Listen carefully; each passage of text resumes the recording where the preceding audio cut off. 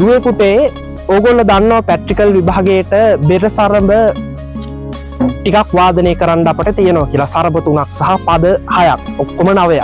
එතකොට අද දවසේ මම මුලින්ම ඕගොල්ලොන්ට මේ හැමෝටම පුළුවන් ආකාරයට බෙර පදයක් වාදනය කරලා පෙන්නනවා මේ පැට්‍රිකල් එක ගොඩ දාගන්න. ඉතින් මාත් එක්කම මේ පාඩමත් එක්ක එකතු වෙන්න සහ මේ වගේ පාඩම් ගොඩාක් මේ YouTube channel එක හරහා අපි කරනවා.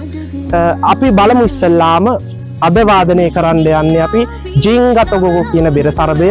කොහොමද මේක වාදනය කරන්නේ, මොන විදිහටද වාදනය කරන්නේ කියලා අපි කට්ටියත් එක්කම එකතු වෙලා බලමු. එහෙනම් එන්න මාත් එක්ක බෙර පදේ වාදනය කරන්න හැමෝම යන්න.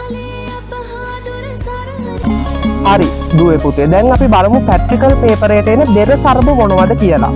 පුතේ බෙර සරබ 3ක් එනවා සහ බෙර පද 6ක් එනවා. එතකොට ඔයාලට තියෙන්නේ මේ බෙර සරබ 3න් හෝ බෙර පද 6න් කැමති එකක් වාදනය කරන්න.